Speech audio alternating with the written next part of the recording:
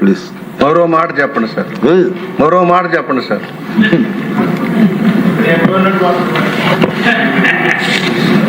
ఒకసారి అంటే senior member గా ఈ పాత్ర ఏంటో మా బాబు గారికి బాగా తెలుసు.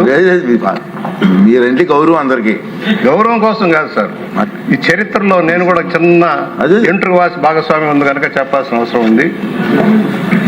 అమరావతి ఎందుకు, అమరావతి రాజధానిగా ఎందుకు? చరిత్ర, శాతవాహనులు తెలుగు రాజులు చరిత్రలో దేశాన్ని పరిపాలించిన రాజులు ఇక్కడి నుంచే, దాండికోట అమరావతి నుంచి, శాతవాహనుల కాలం నుంచి కూడా. మహాయాన బౌద్ధం ప్రపంచవ్యాప్తి చెందడానికి ప్రధాన కారణం శ్రీపర్వతనే నాగార్జున కొండ. దాన్ని ప్రోత్సహించిన వాళ్ళు శాతవాహనులు. నాగార్జునుడు ఇక్కడి నుంచే తన మహాయాన సిద్ధాంతాన్ని ప్రపంచానికి చాటి చెప్పి బౌద్ధ వ్యాప్తి కారకులయ్యారు. అలాగే అదే డైనాసిటీలోనే వ్యాపారం అభివృద్ధి చెందింది. దండకోట నుంచి ఏదైతే చీరాల చినగంజాం మధ్య ఉన్న మోటుపల్లి రేవు నుంచి వాణిజ్యం విదేశాలకు తరలిపోయేది. రోమన్స్ తోటి వాణిజ్యం చేశారు. అరేబియన్ కంట్రీస్ నుంచి కూడా వాణిజ్యం ఇక్కడ జరిగేది. ఆ తర్వాత కాకతీయ డైనాసిటీ వచ్చేటప్పటికి కూడా కాకతీయులు కూడా ఈ ప్రాంతం నుంచి పరిపాలన సాగించు తెలుగు భాషకి, తెలుగు నాణాలని కూడా గుర్తించి దాని ద్వారా ప్రాచుర్యం పొందిన చక్రవర్తులు ఉన్నారు. ఆ విధంగా ఈ ప్రాంతం అభివృద్ధి చెందింది. ఎందుకంటే మనం ఎందుకు ఈరోజు వస్తున్నాం? ఒకటి, దక్షిణాపథం అంతా ఒకే రాష్ట్రంగా ఉన్న రోజుల్లో తెలుగువారం అంతా చెన్నైకి వెళ్ళి అభివృద్ధి చేసుకుంటూ వెళ్ళాం. తెలంగాణ తమిళనాడులో పరిశ్రమలు అభివృద్ధి చేసుకున్నాం, పెట్టుబడులు పెట్టాం, ఇదే మన రాజధాని కొనుక్కున్నాం. ఆ తర్వాత తెలుగు వారికి అన్యాయం జరుగుతున్న భావంలో పొట్టి శ్రీరామరాజు త్యాగ ఫలితంగా భాషా ప్రయుక్త రాష్ట్రాలు వచ్చాయి. భాషా ప్రయుక్త రాష్ట్రాలు రావడంలో అనేకం కోల్పోయి వచ్చాం మనం. మొదటి నుంచి ఆంధ్ర ప్రాంతం అంతా, రాయలసీమ ప్రాంతం అంతా కూడా చెన్నై మీద ఆధారపడి ఉండేవాళ్ళం. చెన్నై ఎప్పుడైతే మనకి తమిళనాడుకి వెళ్ళిపోయిందో మనకి అవసరాలు పెరిగిపోయినాయి. తర్వాత కర్నూలు వచ్చాం. తర్వాత మళ్ళీ భాషా ప్రయుక్త రాష్ట్రాలు ఏర్పడిన ఆంధ్రప్రదేశ్ ఏర్పాటైన తర్వాత హైదరాబాద్ని డెవలప్ చేసుకున్నాం. హైదరాబాద్ సమగ్రంగా అభివృద్ధి చేసుకుని ఇదే మన రాజధాని అనుకున్నాం. దురదృష్టవశాత్తు భాషా ప్రయుక్త రాష్ట్రాల్లో మన విభజనవాదంలోకి వెళ్ళిపోయి మనం కట్టుబట్టలతో వచ్చాం.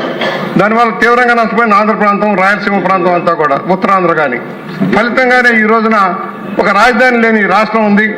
అనేక నగరాలన్నీ కూడా సాధ్యమంత నదీ తీర ప్రాంతాల్లోనూ, సముద్ర తీర ప్రాంతాల్లో అభివృద్ధి చెందినాయి. మనకు సరైన నగరం లేదు, పరిశ్రమలు లేవు, పెట్టుబడులు లేవు.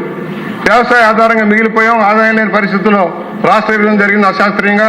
దాని ఫలితంగా మనం ఇవాళ మరలా కొత్త రాజధాని ఏర్పాటు చేసుకోవాల్సిన పరిస్థితుల్లో, ఆ రోజున విభజన చట్టం వచ్చే ముందే నేను తిరిగాను అధ్యక్ష.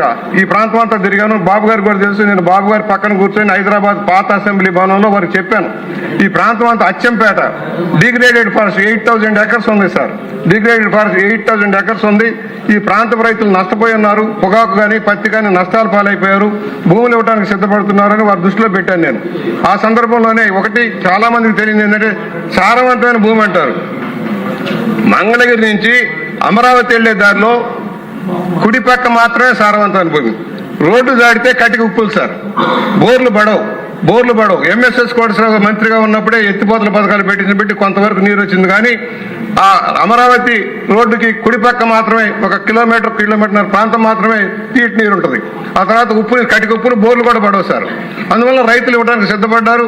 తనకు మేలవుతుందన్న భావనలో వచ్చారు. మన విభజన తర్వాత రాష్ట్రధానిగా ఏది నిర్మాణం చేయాలన్నప్పుడు ఒకటి భౌగోళికంగా, క్లుప్తంగానే సార్, భౌగోళికంగా ఏమిటి దీని అనువైన ప్రదేశాలు దేనికి? ఒకటి నీటి వనరులు. Srisailam project, Nagarjuna Sagar project, Pulichintala project, Krishna barrage ఉంది. మరో 1-2 ప్రాజెక్టులు కట్టుకుంటే నీటి సమస్య ఉండదు. రాజధానికి ముఖ్యమైనది రైల్వే నెట్వర్క్. బహుశా మనకున్న రైల్వే నెట్వర్క్ ఎక్కడా లేదు సార్.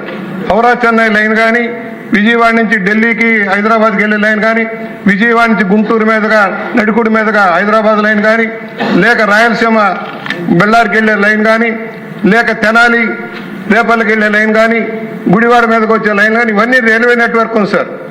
ఇవాళ నేషనల్ హైవేస్ ఉన్నాయి, 2-3 హైవేస్ ఉంది. ఏదైనా సరే నడిబొడ్డున ఉండాల్సిన అవసరం ఉంది. శివరామకృష్ణ కమిషన్ గారు రాజమండ్రి వచ్చినప్పుడు ధవళేశ్వరం ఆనకట్ట దగ్గరికి వెళ్ళినప్పుడు నేను అక్కడ ఇచ్చే రిపోర్ట్ ఇస్తే, మీ రాజమండ్రి ఎందుకు పెట్టకూడదని అడిగారు సార్. రాజమండ్రి సెంట్రల్లీ లొకేటెడ్ కాదు. పలాస దగ్గర నుంచి కుప్పం దాకా లేక హిందూపూర్ దాకా కూడా సెంట్రల్లీ లొకేటెడ్ ప్లేస్ ఏదైనా ఉందంటే అది అమరావతి అవుతుంది. ఎందుకంటే రేపు పొద్దున అవుటర్ రింగ్ రోడ్డు వస్తే దాంట్లో ముఖ్యమైనది తెనాలి, మంగళగిరి, విజయవాడ, గుంటూరు అన్ని కలిసేటప్పటికి బ్రహ్మాండమైన రింగ్ రోడ్డు వస్తుంది. దీనివల్ల మంచి నగరం ఏర్పాటయ్యేదానికి అవకాశం ఉంటుందని రిపోర్ట్ చేశాం. అదే విషయం ఆ రోజు కిరణ్ కుమార్ రెడ్డి గారికి పంపించాను. ఎవరైతే ప్రిన్సిపల్ సెక్రటరీగా ఉన్న జవహర్ రెడ్డి గారి ద్వారా ప్రిన్సిపల్ రెడ్డి గారికి పంపించాం. చంద్రబాబు గారి దృష్టిలో కూడా పెట్టాను ఆ రోజున. ఇవాళ ఏమంటున్నామంటే ఇవాళ నగరం నిర్ణయం జరిగింది, అభివృద్ధి మొదలైంది. ఏదైతే మేము ఎన్నికల్లో గెలిస్తే అమరావతి రాజధాని చెప్పిన వ్యక్తులు ప్లేట్ మార్చారు. ఇక్కడ ఒక మాట చెప్పాలి అధ్యక్ష, కనకపు సింహాసనమన సునకాన్ని కూర్చోబెడితే ఏంటో గత ప్రభుత్వ పరిపాలకులు నిరూపించారు వాళ్ళు. ఇవాళ మేము అడుగుతా ఉన్నాం, ఏం చేశారు మీరు? ముందు ప్రజావేదికను కూల్చారు, రాజధాని కట్టడం ఆపేశారు, శ్మశానంగా మార్చడానికి బీడుగా మార్చడానికి ప్రయత్నం చేశారు. ఇక్కడ వేకర్ సెక్షన్ తెచ్చి ఇళ్లు పెట్టేస్తామని చెప్పి ప్రయత్నాలు చేశారు. ఇవాళ అనేక రైతులను ఇబ్బంది పెట్టారు. కన్నీళ్లు పరిమితం అయిపోయిన రైతులు కనీసం పాదయాత్ర చేసుకుంటే అడ్డుకున్నారు, దేవస్థానానికి వెళ్తుంటే అడ్డుకున్నారు. ఒకటే స్పష్టంగా ఆ రోజున ఇదేదో కమ్మవారి ప్రాంతం. నేను అడుగుతా ఉన్నా, ఎవరైతే ఎస్సీ ఎస్టీలు 32% సార్, రెడ్లు 23% సార్, కమ్మవారు 18% సార్, బీసీలు 14%, కాపులు 9%, మైనార్టీలు 3%, ఇతరులు 1%, 100%లో ఇది సార్. ఇది కమ్మవారి ప్రాంతం ఎలా అవుతుందో మీరు చెప్పండి. అలాగే భూములు ఇచ్చిన రైతులు పెద్దవారు భూస్వాములు అన్నారు. నేను ఇక్కడ స్పష్టంగా చెబుతా ఉన్నాను, ఒక ఎకరంలో ఇచ్చిన వారు 20,490 మంది 10,035 ఎకరాలు ఇచ్చారు సార్. 2 ఎకరాల్లో 5,227 ఎకరాలు, 7,466 ఎకరాలు ఇచ్చారు సార్. 2 నుంచి 5 ఎకరాల పాటు 3,337, 10,104 ఎకరాలు, దాదాపు 28,000 ఎకరాలు ఇచ్చిన వాళ్ళు చిన్న సన్నకారు రైతులు అయినప్పుడు ఇది భూస్వాములు ఎలా అవుతారు సార్? వాడు పెద్దవారు ఇచ్చిందంతా కలిపితే 4,000 ఎకరాలు లేదు. కానీ తప్పుడు ప్రచారం చేసి ప్రజల్లో గందరగోళం సృష్టించి అధికారంలోకి వచ్చాక రాజధాని నష్టం చేశారు. ఏదైనా మనకొకటే శాతవాహనుల దగ్గర నుంచి కాకతీయుల దగ్గర నుంచి కూడా ఇక్కడే కాకతీయ రుద్రం వచ్చింది సార్. మనం అసెంబ్లీ ప్రాంగణానికి దగ్గరలోనే శిలాఫలకం కూడా వేశారు, విడుదల చేశారు. ఇక్కడ రుద్రమదేవుడు మోటిపల్లి ఇప్పటికీ రుద్రమదేవుడు కట్టిన దేవాలయాలు ఉన్నాయి. రామలింగేశ్వర, విశ్వేశ్వరరాయలు కూడా అక్కడ ఉన్నాయి. ఇవాళ వ్యాపార కేంద్రంగా మోటుపల్లి, కోడూరు, కృష్ణా జిల్లా కోడూరు కూడా ఆ రోజున చారిత్రలో ఉన్నాయి. ఇవాళ తీర ప్రాంతం ఉంది, సెంట్రల్ లొకేటెడ్ కనుక ఇవాళ మనం తీర్మానం చేసి పంపించడమే కాదు, ఇక ముందు ఎవరు కూడా ఇలాంటి సంకుచిత బుద్ధులు రావడానికి వీలేదు. చివరిగా 2 మాటలు సార్. ముందు చూపుతో వెళ్తున్నాడు నాయకుడు అవుతాడు. చంద్రబాబు గారు విజనరీ. ఆ రోజున విజన్ 2020 పెట్టినప్పుడు రకరకాలుగా మాట్లాడారు. మరలా రాజధాని అప్పుడు కూడా విజన్ పెట్టారు. వికేంద్రీకరణ, హైదరాబాద్ లో జరిగిన నష్టం జరగకుండా ఉండాలంటే వికేంద్రీకరణ జరగాలని వివిధ రాష్ట్రాల్లో వివిధ ప్రాంతాల్లో అభివృద్ధి కార్యక్రమం ఎలా ఉండాలని నిర్దేశించి మనకు విజన్ ఇచ్చారు సార్. విజన్ ఒకసారి చదువుకుంటే అర్థమవుతుంది. మూర్ఖులు వచ్చి పరిపాలన చిన్నాభిన్నం చేసి పెట్టుబడులు పారిపోయేలాగా చేసిన దాన్ని మనం గమనించి తీసుకోవాల్సిన అవసరం ఉంది.